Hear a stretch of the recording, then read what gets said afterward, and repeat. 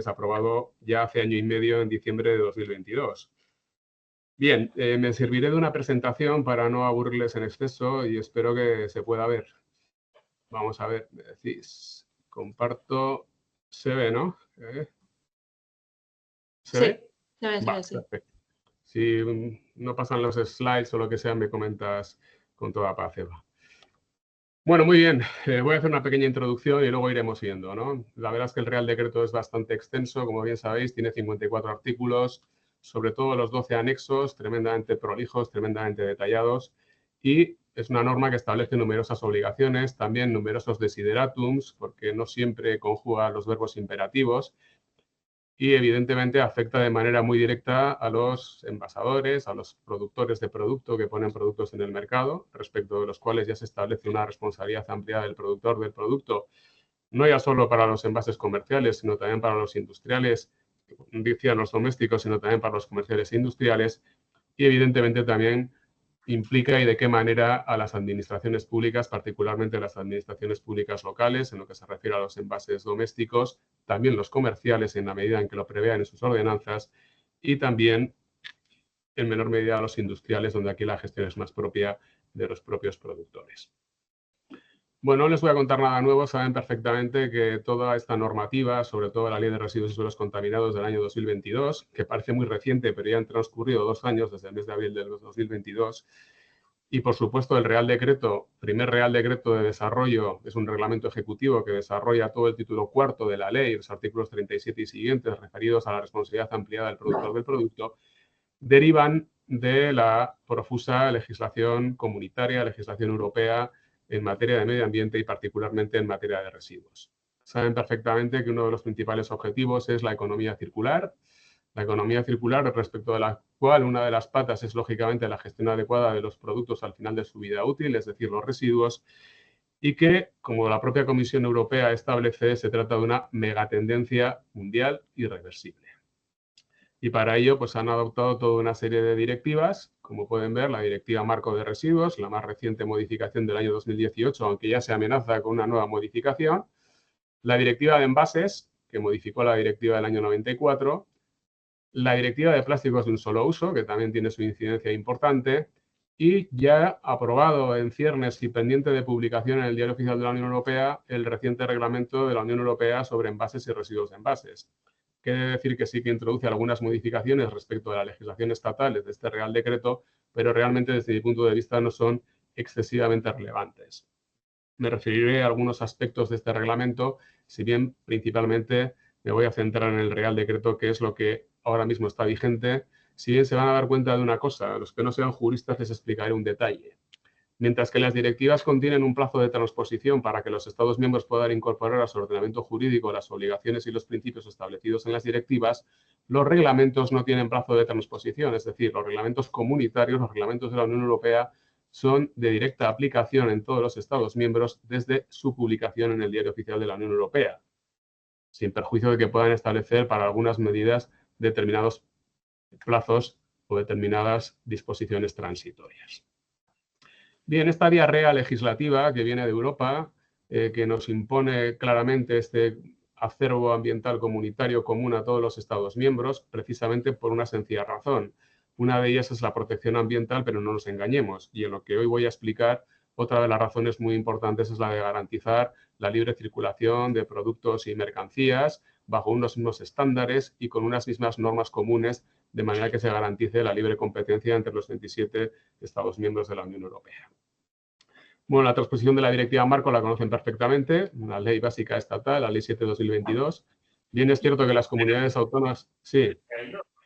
Perdona, Ángel, ¿estás pasando las diapositivas? No, todavía no. Vale, gracias. Pero dime si pasa a la siguiente. Lo vemos en la tele, ¿no? No. No pasan. Vale, vamos a tener problemas con las presentaciones. Ahora sí. Ahora sí, vale, perfecto. Pues lo haré así, si os parece. Bueno, todavía estaba con la introducción, o sea que ya veis que hablo bastante, pero no os preocupéis, luego iré más ágil. Y bueno, a resultas de esta ley, que es una ley básica, que es una ley estatal, sin perjuicio de que las comunidades autónomas, alguna de ellas, han aprobado sus propias leyes. El caso más reciente, por ejemplo, es la Ley 1/2000 24 de la Comunidad de Madrid de Economía Circular, que es una ley de residuos realmente, aparte de otras medidas. Y bueno, y aquí tenemos los desarrollos reglamentarios, un Real Decreto anterior del año 2018 sobre reducción de bolsas de plástico, por cierto, al que Navarra se adelantó, por el que se creó también el registro de productores de productos, y el Real Decreto que voy a explicar, que es el Real Decreto de envases y residuos de envases, que, como vuelvo a decir, es un reglamento que se esperaba, que ha sido el primero, que se aprobó 8 meses después de haberse publicado la Ley de Residuos y Suelos Contaminados para una economía circular, y que desarrolla, como decía, lo relativo a la responsabilidad ampliada.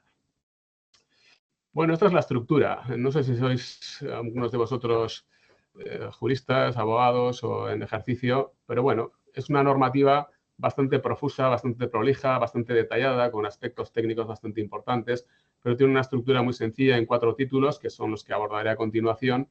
Y a pesar de que no puedan parecer muchos los artículos, dado que solo son 54, junto con 3 disposiciones adicionales, 6 transitorias y 5 disposiciones finales, tiene 12 anexos en los cuales, evidentemente, se encuentran muchos detalles. Desde el contenido de la solicitud de autorización para los scraps, el contenido de la autorización de los scraps, desde el contenido de los convenios que deben llevar a cabo los sistemas colectivos con las entidades locales para la financiación de los sistemas de recogida y gestión de los residuos de los envases domésticos. Bueno, ya lo veis, ¿no? Básicamente tiene unas disposiciones generales con unos objetivos ambiciosos que son parecidos a los que ya se establecen en la propia ley básica, la ley de residuos, y luego ya todo el título 2 establece la responsabilidad ampliada del productor, el título 3 las obligaciones de información y el título 4, que es más breve, control, inspección y régimen sancionador. Y la verdad es que el régimen sancionador, evidentemente, como no podía ser de otra manera, el Real Decreto se remite a la tipificación de las infracciones y sanciones establecidas en la ley. Bueno, vamos con los objetivos y medidas. Iré describiendo, es decir, mi exposición va a ser necesariamente descriptiva, si bien haré algún tipo de valoración sobre alguna de las medidas y luego quizá, en la medida de lo posible y de acuerdo con mis limitados conocimientos, es posible que pueda contestar a alguna de las preguntas que tenga a bien plantear. Bueno, como toda norma, está claro, ¿no? El objetivo es el mismo básicamente que el que contiene la legislación de residuos, prevenir y reducir el impacto sobre el medio ambiente de los envases y residuos de envases. La generación de envases y residuos de envases ha ido creciendo en los últimos años bastante, últimamente se ha contenido, pero es evidente que es una fracción muy importante de los residuos que se generan y particularmente también dentro de los residuos domésticos. Aunque no debemos desdeñar, porque también tienen mucho impacto los residuos comerciales y los residuos industriales.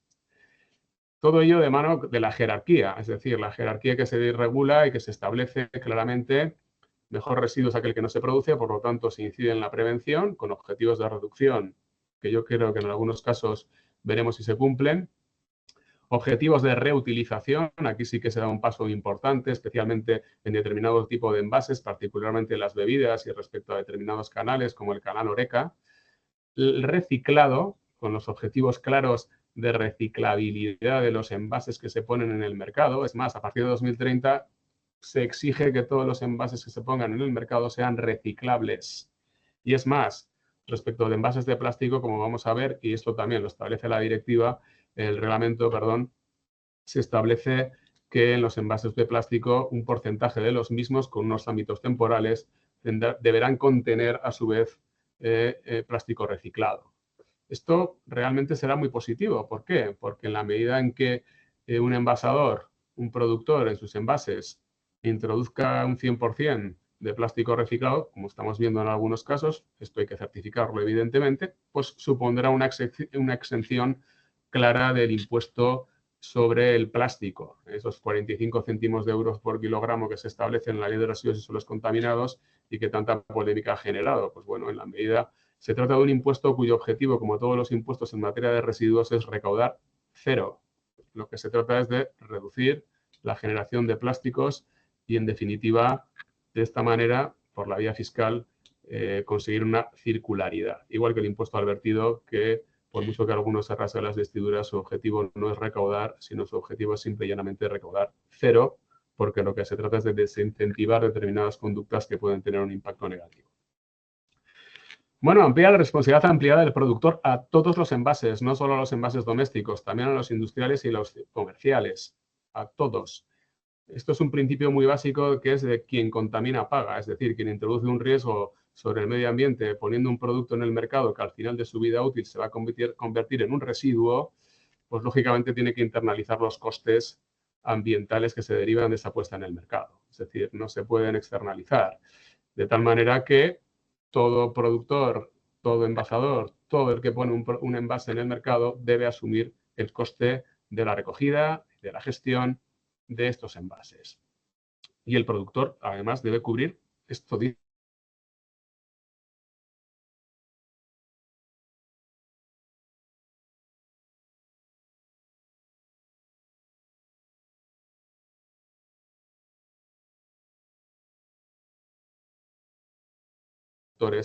Que están adheridos a un sistema colectivo, a ese sistema colectivo, para que este sistema colectivo, lógicamente, garantice la recogida, el transporte, la clasificación y la adecuada gestión a través de un gestor autorizado de esos envases que se han puesto en el mercado y que al final de su vida útil se han convertido en residuos.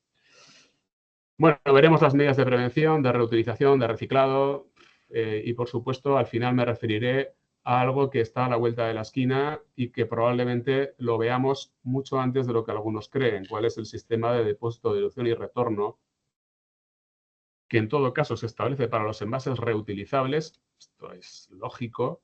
En los envases reutilizables no tiene ningún sentido que no se establezca un sistema de logística inversa. Y en los reciclables, probablemente respecto a determinados flujos de residuos domésticos, decía, lo veremos a la vuelta de la esquina, porque vamos a ver si realmente se han cumplido, se están cumpliendo los objetivos de recogida selectiva de determinados envases de plástico de bebidas de menos de 3 litros. Bueno, aquí empezamos con la galería de deseos, ¿no? Vamos a ver, la normativa, lógicamente, en algunos casos establece obligaciones concretas y precisas. En otros casos conjuga verbos como el de se avanzará, se fomentará, se promoverá, se adoptará. Bueno, los que nos dedicamos al derecho establecemos claramente la interpretación de las normas en muchos casos según el sentido propio de las palabras que las componen y particularmente en lo que se refiere a los verbos que se conjugan en las mismas. Se avanzará. Esto tiene carácter obligatorio, tiene carácter de desideratum, tiene carácter de fomento. Bueno, los objetivos son los mismos en materia de reducción.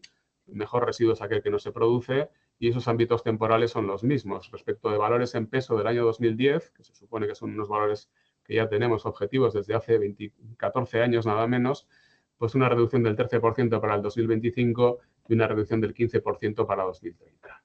Aquí alguien me preguntará, y luego lo veremos, evidentemente para cuantificar los objetivos de reducción o cuantificar los objetivos de reciclado, los de reutilización quizás sea más fácil, pero sobre todo los de reducción y de reciclado debemos contar con datos fiables, datos fidedignos, datos veraces, porque si no, de lo contrario, estos porcentajes que se establecen pues son una especie de, bueno, pues vamos a confiar, ¿no?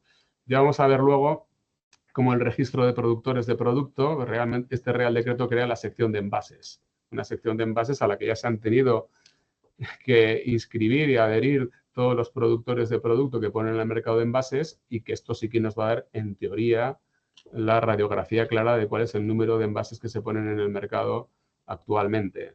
Y sobre esa base y sobre esos datos, pues establecer, evidentemente, otros parámetros. Esto sí que es obligatorio, desde mi punto de vista, y por lo menos el reglamento que se ha aprobado lo establece, que todos los envases para 2030 sean reciclables y siempre que sea posible, reutilizables. Siempre que sea posible. Evidentemente no es una obligación. Sí que se establece otra obligación, cuál es la de reducir para el 2030 en un 20% las botellas de plástico de un solo uso respecto de un valor más cercano, que es el de 2022. Ya veremos si en 8 años somos capaces de reducir. Yo creo que sí. Y luego también, evidentemente, se establecen obligaciones claras, no solo desde el punto de vista de la prevención cuantitativa, sino también cualitativa. En concreto, hay una cuestión muy importante que es la de ecodiseño.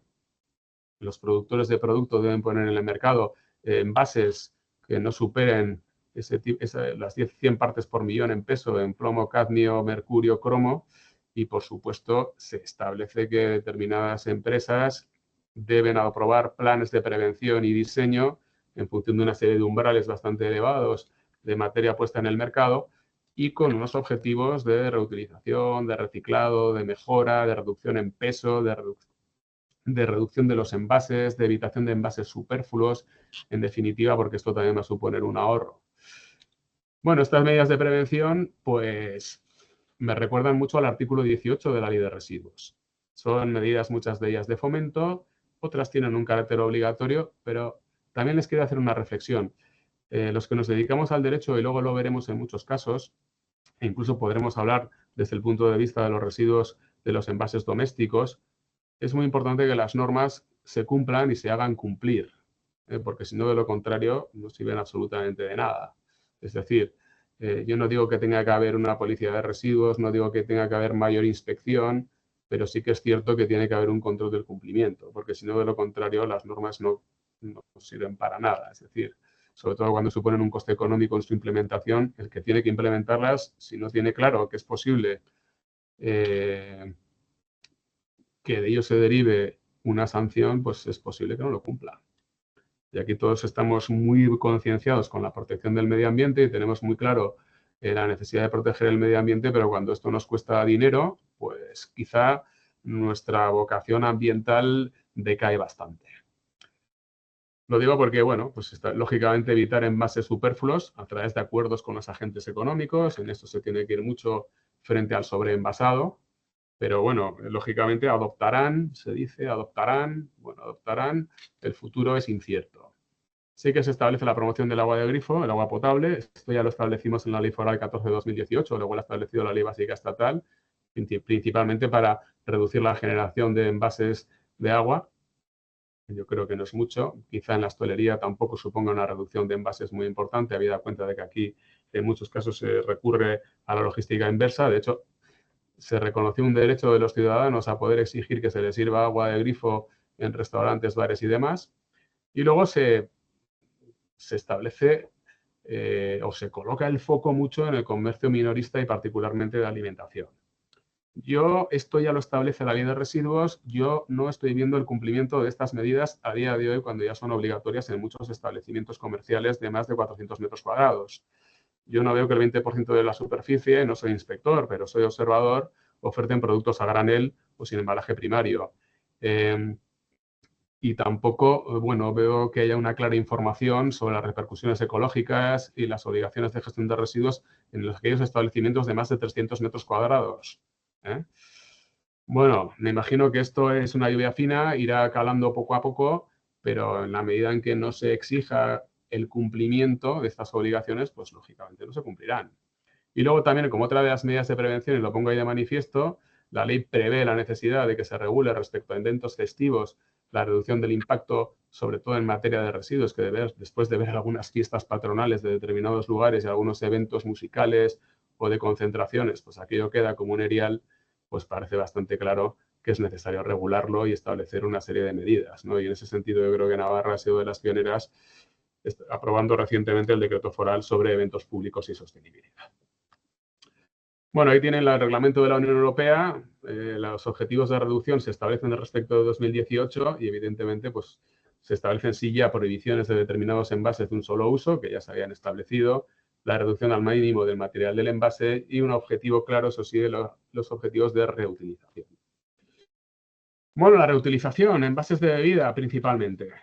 Se centra claramente la reutilización y yo creo que es importante. Ya hemos visto que para 2030 todos los envases tienen que ser reciclables y en la medida de lo posible deben ser reutilizables, pero aquí ya que sí que establecen objetivos muy concretos, particularmente sobre el canal Horeca, hostelería, restauración, catering, en materia de 3 tipos de bebidas, aguas, cerveza y bebidas refrescantes, con unos objetivos muy elevados de reutilización en diferentes ámbitos temporales, en 2025, en 2030, en 2030 y principalmente dependiendo del tipo de bebidas, ¿no?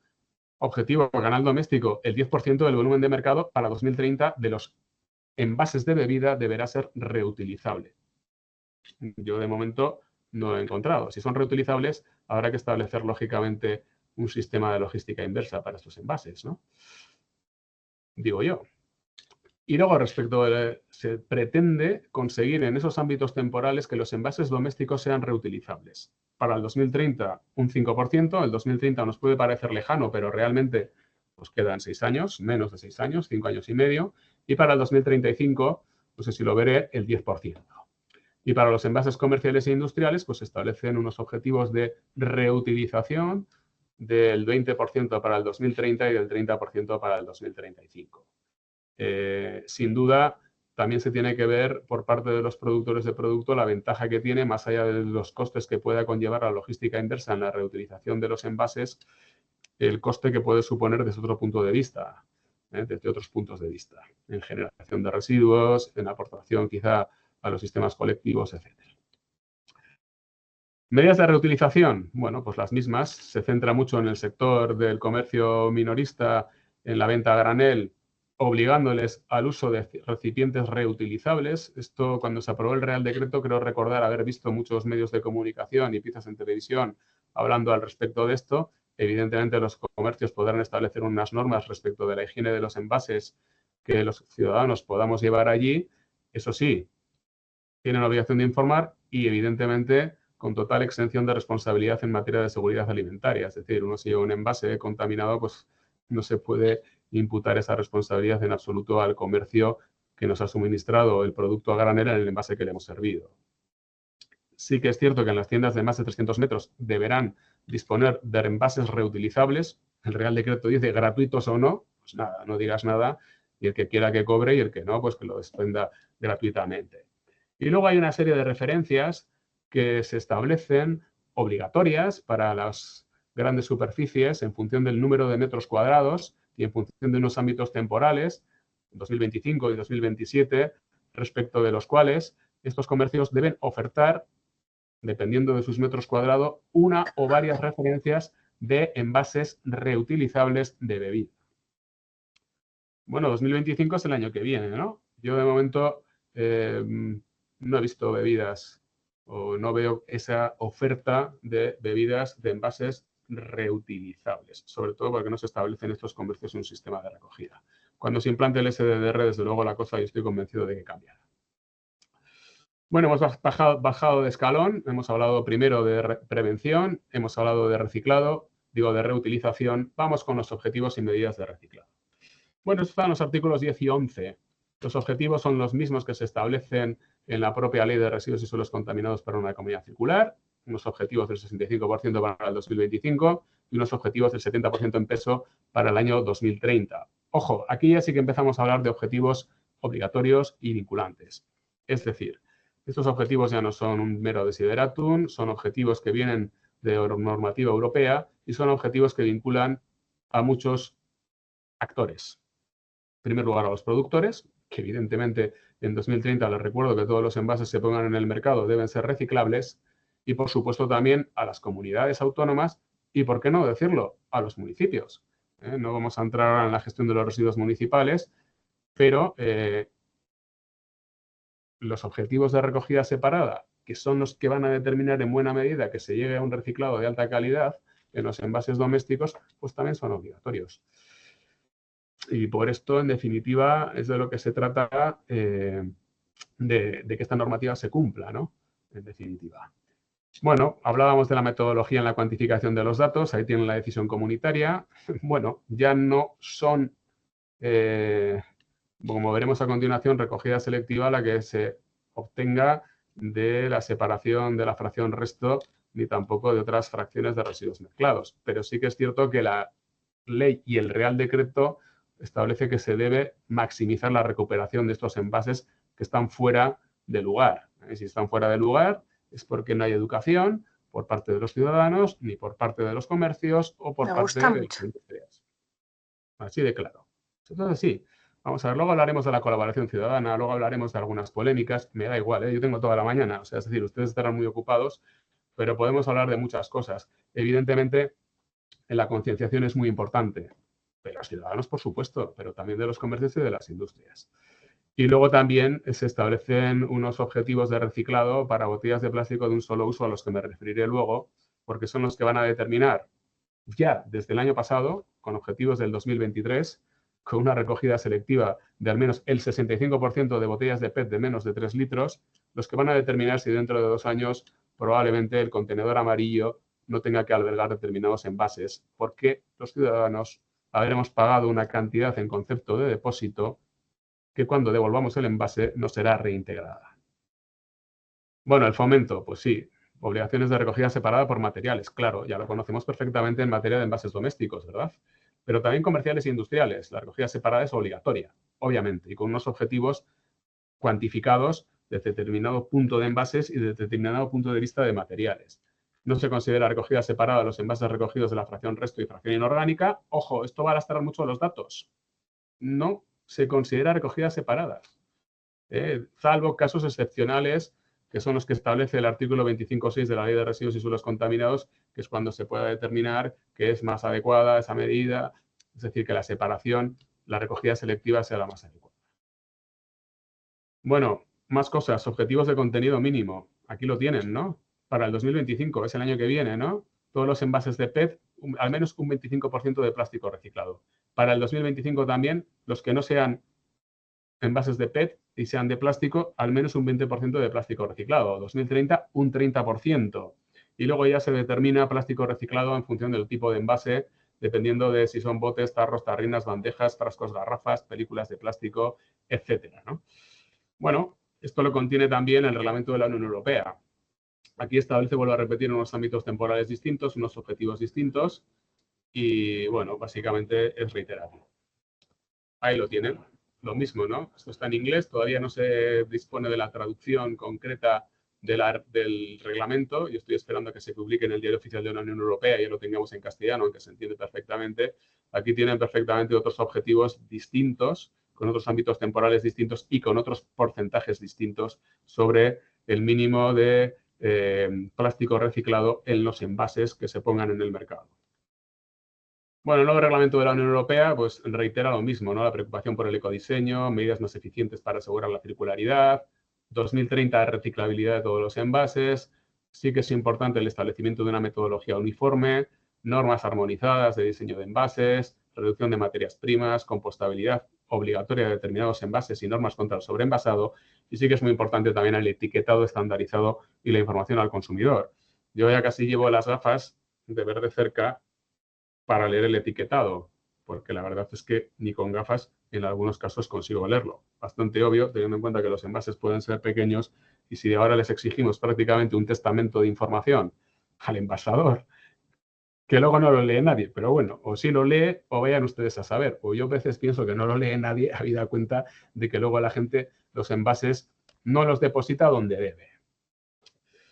Bueno, y es que la obligación de marcado y de etiquetado, pues ya entramos en la gran parte, no se preocupen que voy a ir más rápido, de la responsabilidad ampliada del productor del producto.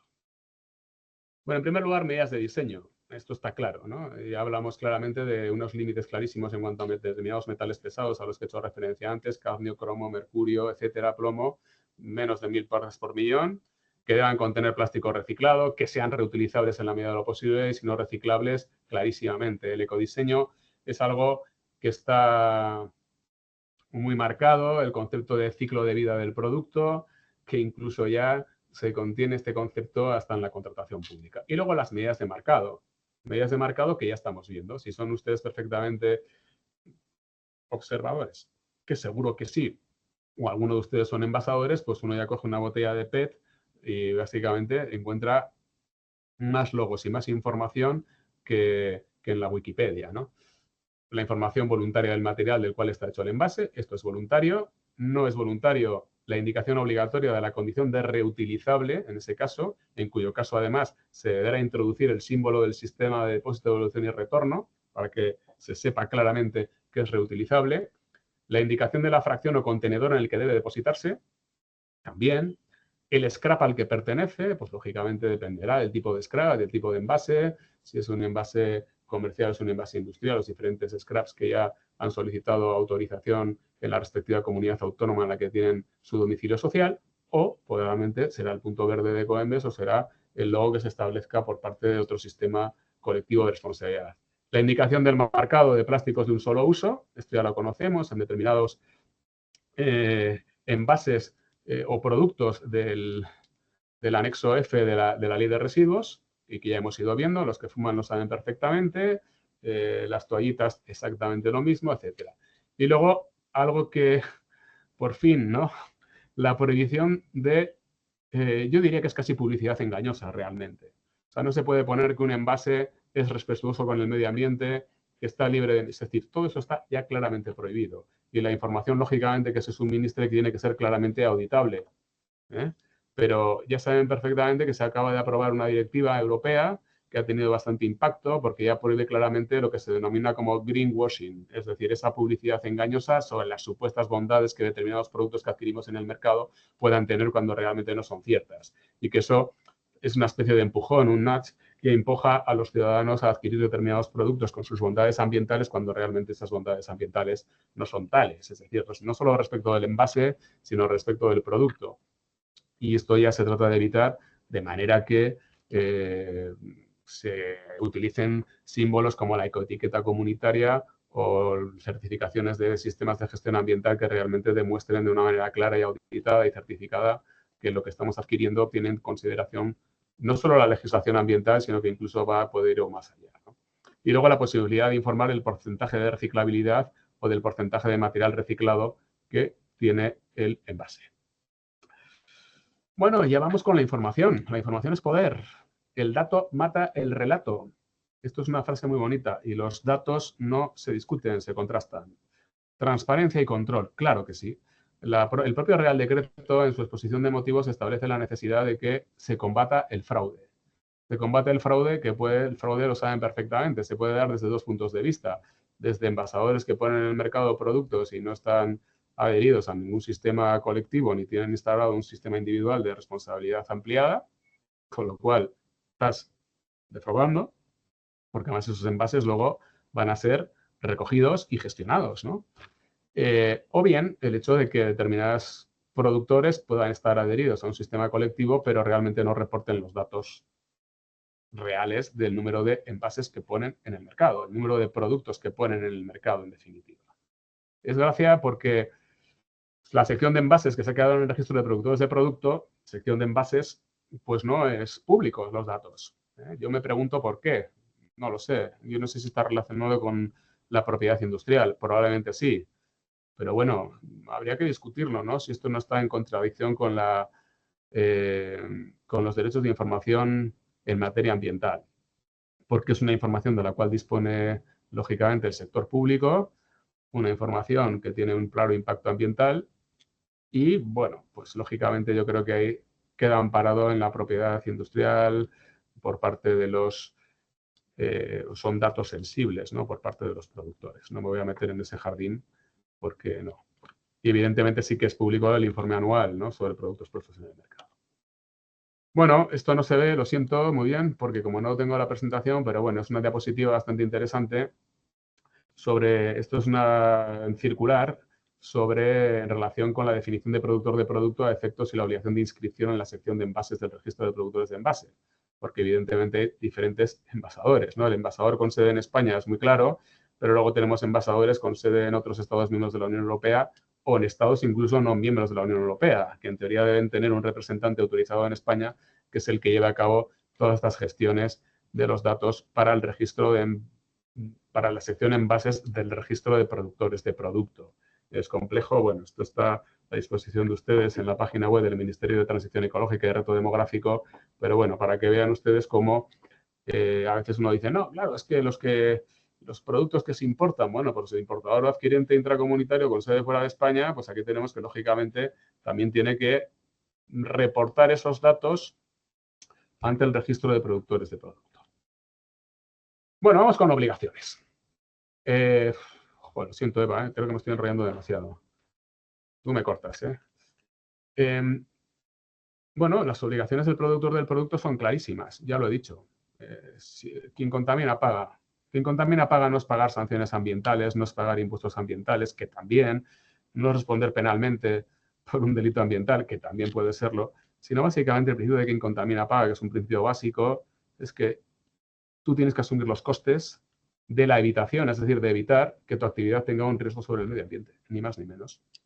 Y en la medida en que las industrias que generan emisiones, pues quien contamina paga, supone que tienes que implementar las mejores tecnologías disponibles para reducir tus emisiones. Si tú pones en el producto un mercado, me vuelvo a reiterar, que al final de su vida útil entraña un riesgo para el medio ambiente, porque se convierte en un residuo y que tiene que gestionarse adecuadamente, pues tú tienes que financiar el coste de la recogida y de la gestión adecuada para que ese producto que tú has puesto en el mercado no acabe donde no debe acabar. Bueno, cumplir requisitos de fabricación, recabar de los fabricantes de envases vacíos, lógicamente, todas las certificaciones para que el productor lo tenga claro, alcanzar los objetivos de reciclado fijados en el Real Decreto a los que he hecho referencia, establecer sistemas de depósito, devolución y retorno en envases reutilizables y ya vamos a ver si en reciclables, financiar, obviamente, la aportación por parte de los productores de producto al sistema colectivo de responsabilidad ampliada al que tendrán que adherirse si es que no optan por un sistema individual, y proporcionar a estos sistemas colectivos toda la información necesaria para que a su vez puedan dar cumplimiento a sus obligaciones de información que las tienen. Bueno, una de las primeras obligaciones, ya he hecho referencia de ello, es el plan de prevención y ecodiseño para determinados productores que superan una serie de umbrales respecto de material que ponen en el mercado a través de sus envases. 300 toneladas en su conjunto y luego, dependiendo del tipo de fracciones de materiales, pues establecen esas obligaciones. Su contenido es el que ahí está, ya he hecho referencia al mismo y, lógicamente, se trata de unos planes de prevención y ecodiseño, de reducir y de mejorar, ni más ni menos.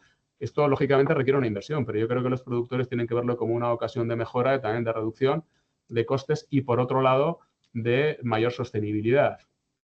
Y, aparte, bueno, pues de utilización de materias primas secundarias. Bueno, los sistemas colectivos, ¿no? Yo creo que es un tema también al que se dedica bastante en detalle el Real Decreto, obviamente. Sabéis perfectamente que la ley, esto es un Real Decreto que desarrolla la ley, ya prevé en sus artículos 34 y siguientes todo el sistema de responsabilidad ampliada del productor. Ya hemos visto que se puede optar por un sistema individual o puede optar por un sistema colectivo. Los sistemas colectivos tienen que ser autorizados. Y tienen que ser autorizados, y esto sí que ha cambiado el régimen de los sistemas colectivos con una regulado la nueva ley y a este Real Decreto. Y, lógicamente, los colectivos se sujetan a autorización. Miren, los individuales no se sujetan a comunicación previa, que es una cosa distinta. Con la regla normativa puede haber sistemas colectivos mixtos, es decir, sistemas colectivos de envases domésticos, de envases comerciales e incluso industriales, o solo de envases comerciales o solo de envases industriales y de diferentes tipologías de residuos.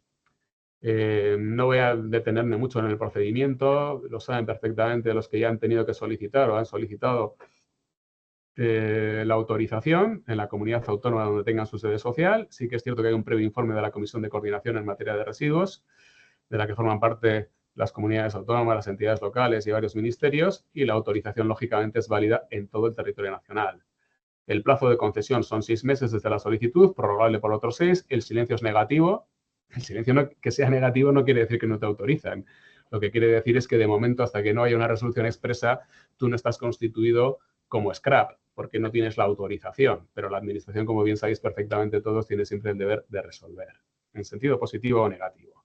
Y la vigencia de la autorización para los scraps es de 8 años, que será renovable.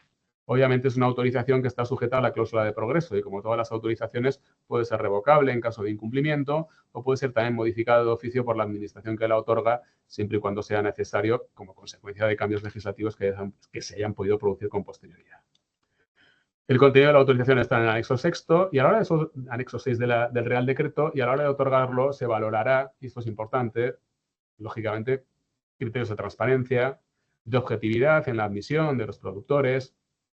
Algo muy importante, que es la posibilidad anual de que los productores adheridos a un sistema colectivo puedan cambiar a otro sistema colectivo o a un sistema individual. Aquí sí que se ha introducido, al menos teóricamente, cierta competencia, de que los scraps ahora, pues lógicamente, tendrán que aquilatar muy bien cuáles son las contribuciones económicas que sus productores adheridos tienen que hacer en función del número de envases que ponen en el mercado, lo cual, lógicamente, pues supondrá, no sé si una reducción o no, y esto a su vez tensionará, lógicamente, los convenios que los scraps tengan que llevar a cabo en el caso de residuos domésticos con entidades locales.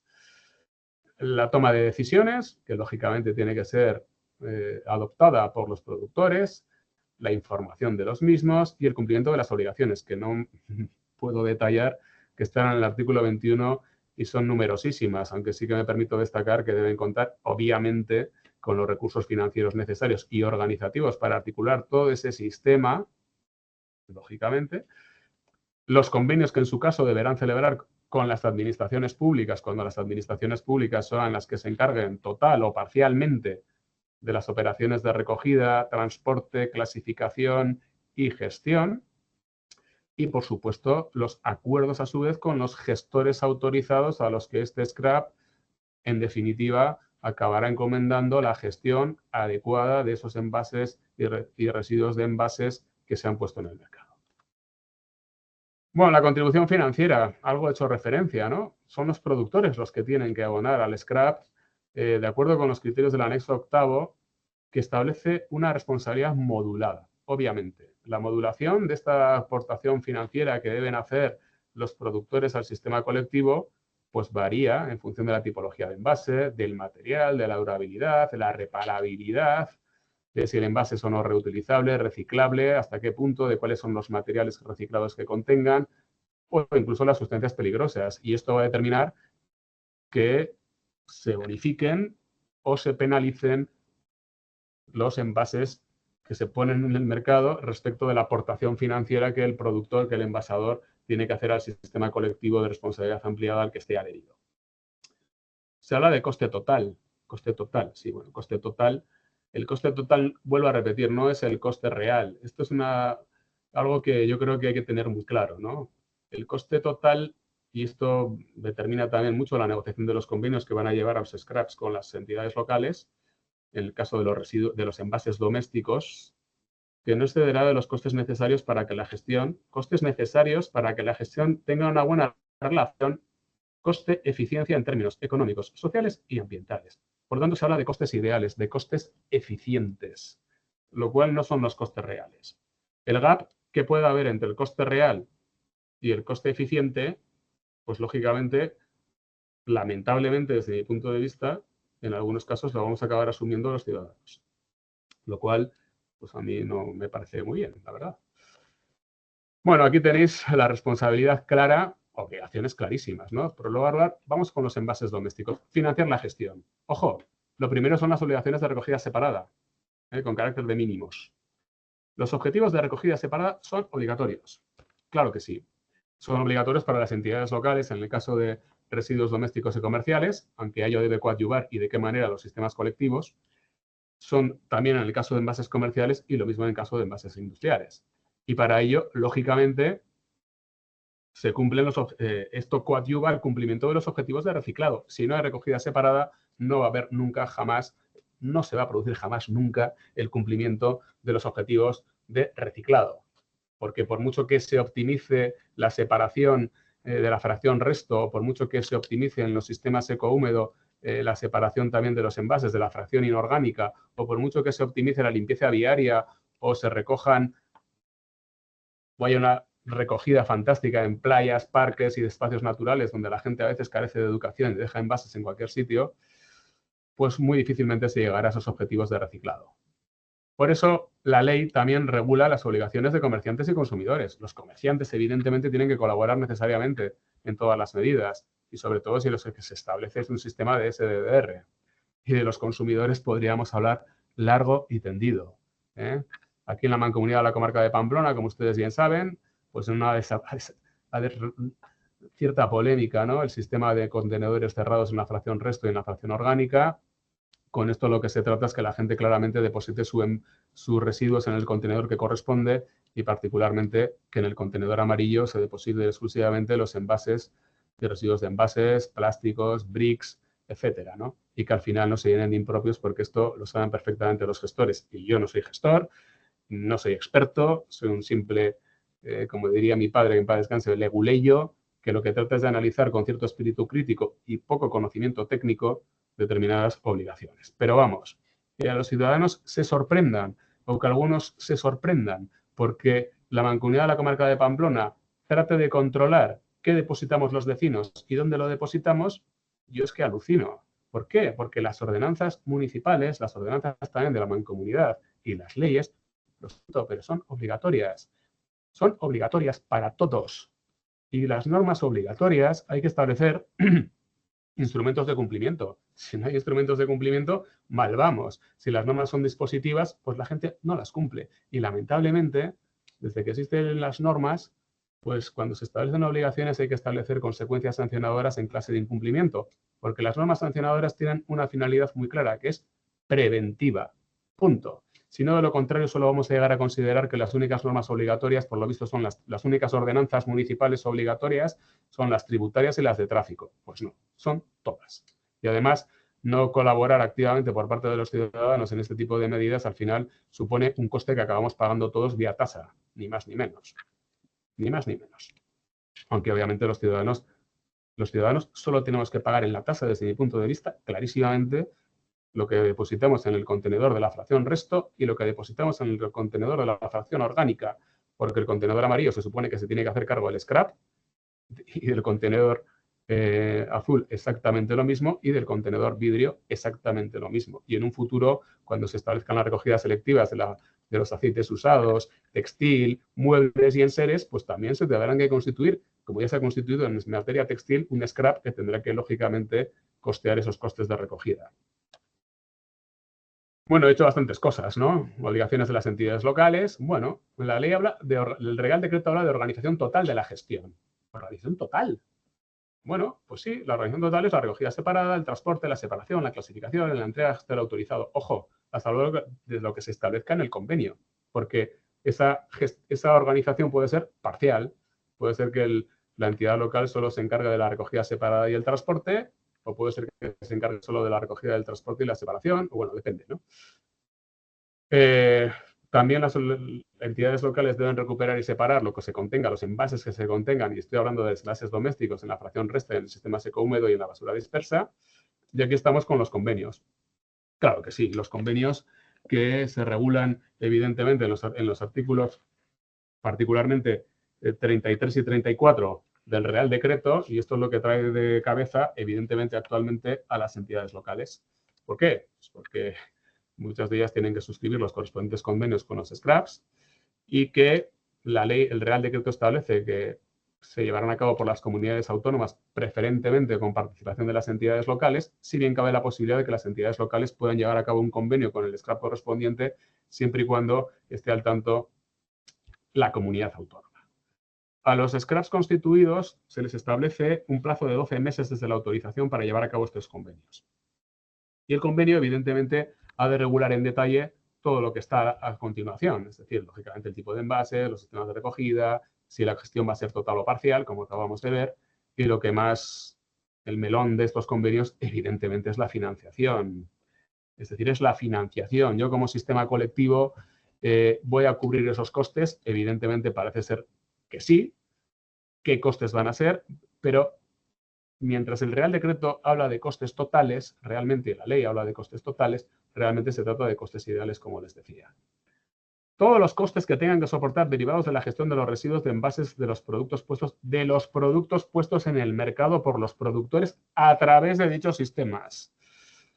Aquí se puede discutir si lo que se pone en el mercado, envases que se ponen en el mercado fuera de dichos sistemas y que acaban en el contenedor amarillo, o lo que está fuera, en definitiva, del scrap, pues el coste, ¿quién lo tiene que asumir?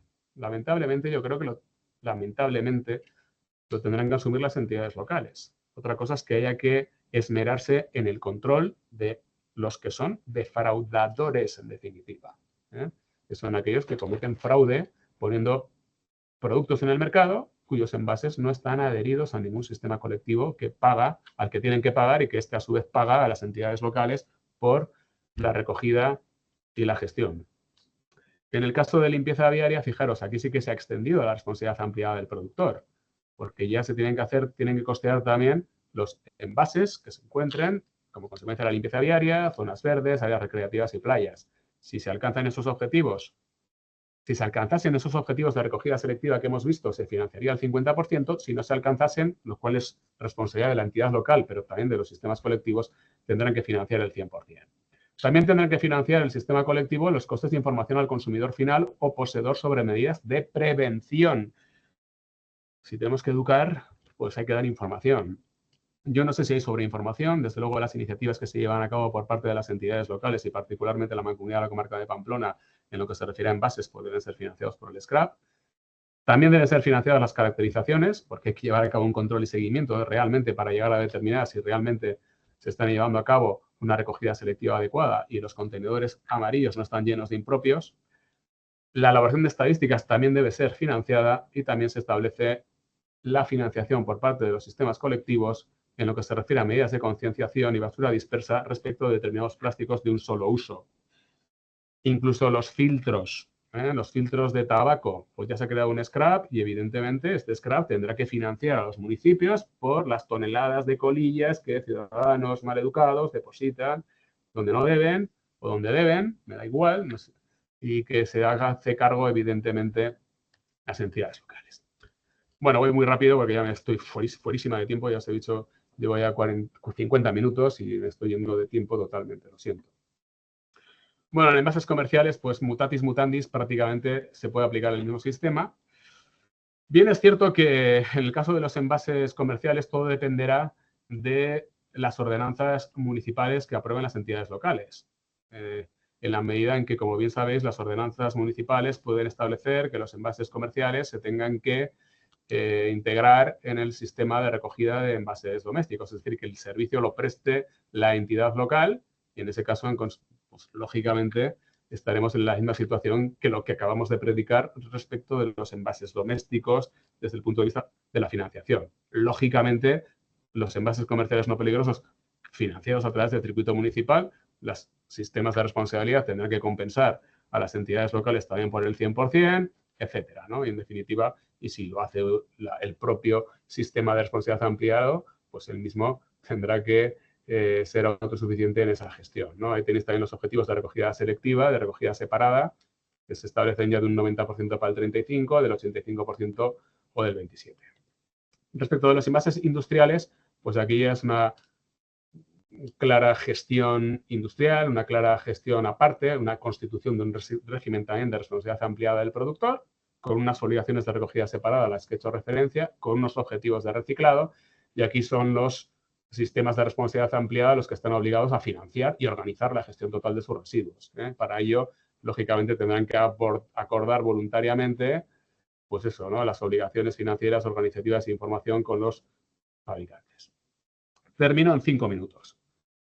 Bueno, vamos con el SDR, que es otro capítulo interesante de este Real Decreto. Es otro capítulo interesante de este Real Decreto. Bueno, el SDR es algo que no es nada nuevo. Esto es tan viejo como la tos. Yo que tengo cierta edad, voy a volver a mi niñez, en el cual parece ser que voy a volver a ver envases que una vez que los adquiero, pago una cantidad por el contenido, por supuesto, pero pago casi una cantidad superior por el continente, es decir, por el envase. De tal manera que una vez que hago uso de ese producto, el envase tiene un valor económico y cuando vaya a adquirir un nuevo envase, pues no necesariamente así. En definitiva, se me devolverá la cantidad que consigné como depósito a la hora de adquirir inicialmente ese producto. Bueno, las ventajas y los inconvenientes podríamos discutir largo y tendido, ¿no? En los envases domésticos, desde luego, tiene un inconveniente claro. A los ciudadanos nos va a complicar un poquito la vida. Nos la va a complicar, sí, porque ahora yo bajo con la bolsa de envases en la que van latas, todo tipo de envases, también van tetrabricks, también van botellas de plástico. Bueno, yo botellas de plástico de bebida, la verdad es que no genero porque como la calidad del agua de la Mancomunidad de la Comarca de Pamplona es excelente, pues ese gasto que no tenemos que hacer. Probablemente si viviese en la cuenca mediterránea, pues sería un consumidor compulsivo de envases de agua embotellada. Pero cierta incomodidad va a generar unos costes también a los scraps, lógicamente, porque el coste de gestión es posible que sea más elevado desde el punto de vista logístico y llevará un necesario cambio de modelo económico. ¿A los municipios les va a afectar? Pues sí, claro que va a afectar. Pues menos responsabilidad, pero menos ingresos también.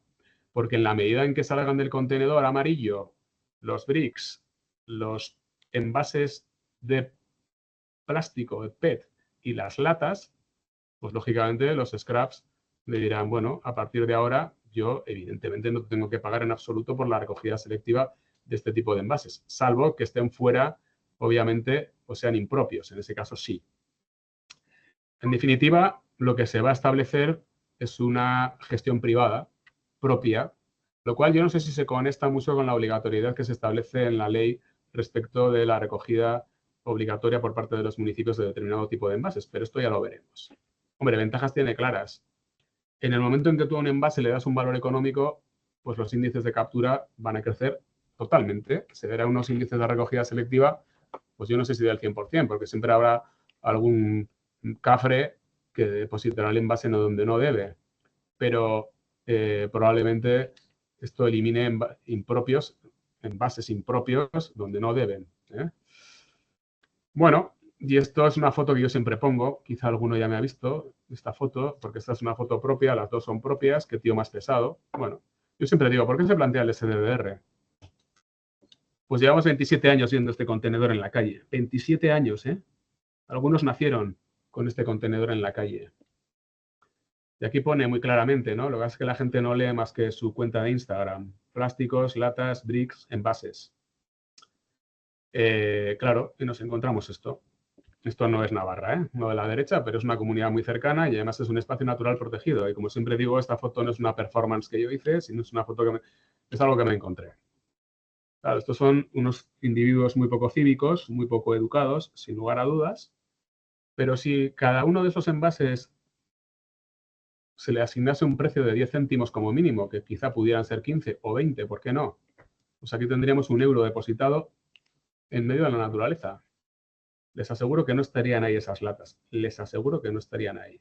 Porque yo mismo, si las viese, aquí no voy a decir cosa que sí hice, pero no me voy a poner medallas. Lo que hice fue recogerlas y luego depositarlas en un contenedor. Porque, hombre, ya que uno predica, pues don ejemplo es el mejor apóstol, ¿no? Pero ya les digo yo que si eso tuviese un valor económico, no esto. Bueno, ahí tienen esta es una copia, una captura que hice de una presentación, no es mía, está en portugués, por los índices de recogida selectiva en aquellos países donde está establecido el SDDR. Aquí tenéis, los tiempos están cambiando sin remisión. Pues sí, ¿por qué? Porque el reglamento ya lo establece claramente también. Y esto se va a ser un reglamento de aplicación directa, con unos ámbitos temporales, pero no les quepa duda que el 1 de enero de 2029, pues los Estados miembros tomarán las medidas necesarias para asegurar que los sistemas de depósito, revolución y retorno sean instaurados para determinados envases, que ahí los tienen, ¿no? Principalmente latas, botellas de bebidas de plástico, botellas de plástico para bebidas de menos de 3 litros, etcétera, ¿no? Y también la obligación podrá ser establecida para otro tipo de bebidas. La verdad es que el reglamento establece algunas excepciones que no establece nuestro Real Decreto. El SDDR, que en la Ley Foral de Residuos se estableció como una experiencia piloto, hubo algunas tentaciones en las legislaturas pasadas, en la Comunidad Valenciana y en Baleares, de establecerlo. No se podía establecer porque hubiese atentado a la unidad de mercado. No puede ser que una comunidad autónoma tenga SDDR y otra no, porque a ver cómo circulan los productos dentro de un territorio como España, que tiene 17 comunidades autónomas, pero que no somos muchos, la verdad. Bueno, pues lógicamente, entre los ejemplos de instrumentos económicos para incentivar la jerarquía se establece. La disposición adicional 17 de la ley explica la dinámica. Y aquí es donde está el tema en cuestión. He hecho referencia a ello y ya acabo, de verdad. Bueno, ahí tienen los objetivos de recogida selectiva. Objetivos de recogida selectiva de envases de plástico, botellas de plástico, perdón, de menos de 3 litros. Se supone que para el año pasado hemos conseguido recoger selectivamente el 70% en peso respecto al introducido en el mercado a nivel nacional. Si no es así, los datos se sabrán en octubre de este año. Atentos a los datos que dé el Ministerio. Habrá que instaurar el SDDR para el 2026. Si hemos cumplido esos datos, cosa que yo dudo, en 2025 tendremos que acreditar el 77% de recogida selectiva. En 2027 el 75%. Eso está mal, perdón. Esto está mal. Como pueden ver, lógicamente, es el 85%. Y en 2029 el 90%.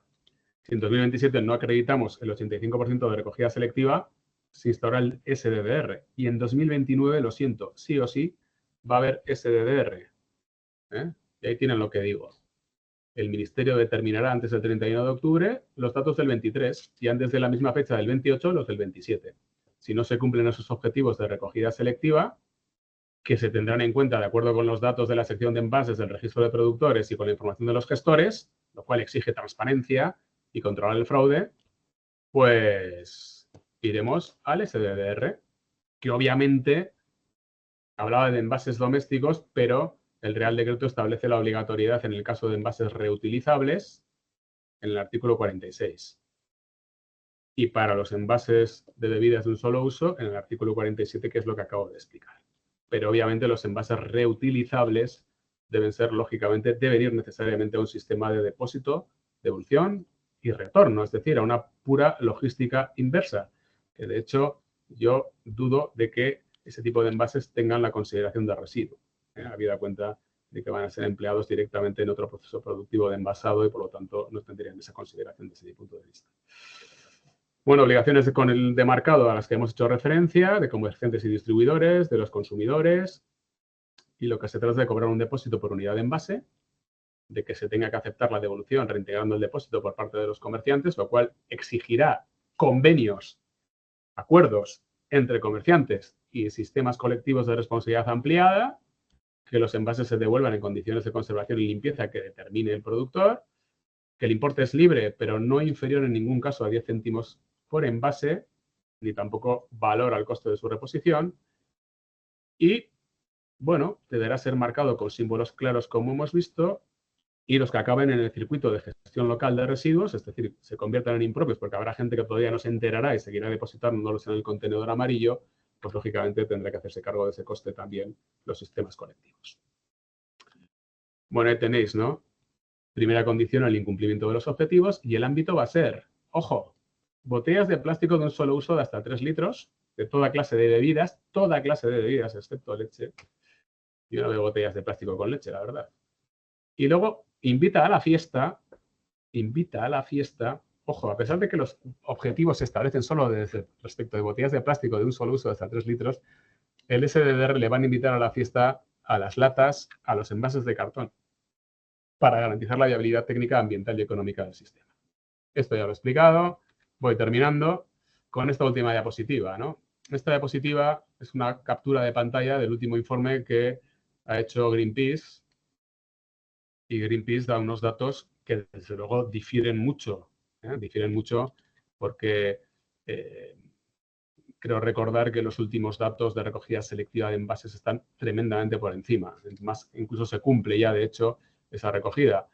Pero claro, son unos datos, Zero Waste Europe y la Alianza Residuo Cero, pues han hecho un estudio a través de una consultora y los datos que da en la actualidad es de que solo el 36% de las botellas de plástico de bebida se recogen separadamente en España. Bueno, si este dato es cierto, yo no simplemente lo pongo, ¿no? Yo no digo que sea cierto, por eso digo, aquí va a haber una guerra de datos.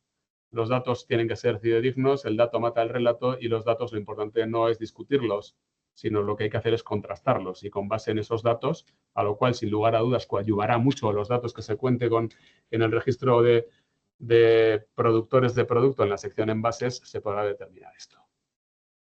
Bueno, he estado 1 hora, nada de 40, lo siento, como siempre me voy muy lejos y nada, no sé, Eva, si Nada, habrá muchísimas gracias, Ángel. alguna Ha sido pregunta.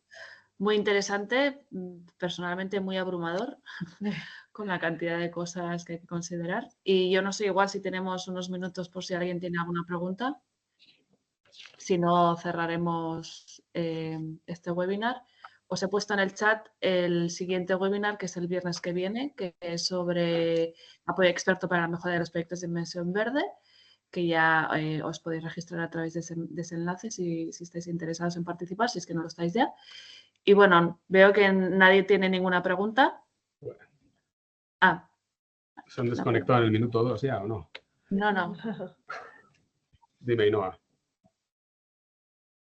Así, Ainhoa. Creo que tienes el teléfono, el micrófono. Sí. ¿Tienes el micrófono apagado? Ahora, perdón, sí, es que no podía activarlo, perdón. Bueno, pues antes de nada, gracias por toda esta información. y por las fuentes de información, ¿no?, que hay que ir revisando. Yo tengo una pregunta muy concreta sobre el canal Horeca. A ver, es un ámbito muy, muy amplio, muy complejo, hay muchas cosas que hay que tener en cuenta, pero a ver si intento centrar un poco el tiro. Es un poco qué le viene al canal Horeca pensando en dos cosas: las monodosis. El aceite se queda un poco fuera porque el aceite tenía su propia o tiene su propia regulación, ¿no?, que de hace ya como una década, pero las monodosis y el tema, por ejemplo, del derecho que tienen los consumidores a llevarse la comida que sobra, es decir, los tuppers, pero también o sea, ese derecho y también la reducción del orgánico, ¿no?, del residuo orgánico. Es decir, pues si se puede llevar, se puede aprovechar, menos va a la basura. ¿Cómo encaja todo esto o cuáles serían las fuentes normativas de referencia para saber qué le viene al canal Horeca en relación a esto? Porque no sé si a veces puede chocar con sanidad, salud, higiene. ¿Me explico un poco el...? Cierto. Gracias. Bueno, esto es la famosa comida para el perro, ¿no? La doggy bag. Bueno, tenemos una ley relativa al desperdicio alimentario. La verdad es que no tengo aquí su texto articulado, pero yo creo que contiene algún tipo de previsiones. En ese sentido, sí que se prevé, para reducir el desperdicio alimentario, el derecho bueno, que es algo que se suministra. Lo que pasa es que, evidentemente, al canal Horeca y particularmente al sector de la restauración, pues no te sabría decir, ¿no? Pero yo creo que no está obligado el consumidor a ir con un envase en el cual tú le tengas que depositar. En teoría, se debe facilitar algún tipo de envase, no sé si de plástico, de cartón o bolsa, en la cual se pueda el cliente llevar esa comida, ¿no? Sí que te puedo decir que el reglamento comunitario, en la primera pregunta que planteabas respecto a lo que son las monodosis, etcétera, establece ya una prohibición muy clara, prohibición de determinados tipos de envases de un solo uso. Y particularmente hace referencia a productos consumidos directamente en restaurantes y cafés, bolsitas para condimentos, vasos y platos desechables, lo cual ya estaba, envases en miniatura de un solo uso para artículos de aseo en hoteles, bueno, esto también es en el sector alojativo, y envases de un plástico de un solo uso, esto también es para los comercios de hortalizas y frutas. Perdona que no te dé una respuesta más concreta, pero no tengo aquí la ley de desperdicio alimentario, de prevención de desperdicio alimentario, ni tampoco la previsión concreta. Pero vamos, yo creo que en la medida en que se reconoce ese derecho a los ciudadanos a que se les permita llevarse la comida restante, etcétera, yo creo que lamentablemente esa carga caerá o cae sobre los restaurantes, ¿no? O sobre los que siempre tienen algún tipo de envase. Sobre todo porque la mayor parte de estos restaurantes ya de por sí prestan un servicio, en la mayor parte de los casos, a domicilio. Por lo tanto, cuentan... Ojo, lo cual no quiere decir, desde mi punto de vista, que ese envase que se le suministra al individuo que se quiere llevar la bolsa del perro no se le cobre. Gratis et amore. Porque, de hecho, la ley, como habéis visto, cuando habla de comercios, lo cual yo creo que es extrapolable en ese sentido, habla que dispondrán de envases reutilizables gratuitos o no. Con lo cual, cabe esas dos posibilidades. Yo, si quieres, lo miro con toda paz y te doy una respuesta más concreta, pero eso es lo que te puedo decir ahí nueva a primera vista. Es también en relación a lo que comentaba sobre el registro de productor, Claro. productores de producto, ¿no? Porque realmente no producen in situ, pero sí lo trabajan. También, bueno, que es un... Sí, pero el que lo pone en punto el de cosas. mercado, el que lo ha puesto en el mercado es aquel al que tú le has adquirido el envase para luego ponerlo, para que luego se lo lleven, claramente, envases vacíos, en definitiva. Muy bien, ahí Martín Maite también comenta, sí, en Alemania, yo estuve un verano en Alemania y una de las cosas que me sorprendió, efectivamente, hace 10 años, latas de bebida 0,25, botellas de cristal 0,08. El reglamento sí que establece sobre los envases de cristal previsiones concretas, también en cuanto a SDR, pero el Real Decreto en España, como habéis visto, en el caso de que se instaure, lo extiende exclusivamente a aquellos envases respecto de los cuales hay un mayor littering, un mayor abandono, una mayor basura dispersa o basuraleza, como se suele denominar. Molt bé. Bueno, ahora sí, yo creo que nos hemos excedido en tiempo, pero bueno, yo creo que ha Lo sido siento, muy útil. Eva, perdóname. Nada, no pasa nada. Bueno, perdóname Muchísimas todos, que gracias. yo creo que se habrá ido la mitad, pero bueno. No, todavía tenemos a 30 personas aquí, o Vale, sea vale. que muy bien. Así que nada, muchísimas gracias a todos por participar y nos vemos en las siguientes, en el siguiente webinar y en los siguientes eventos que tenemos planificados desde Navarra Circular. Un placer. Muchísimas gracias a todos. Adiós.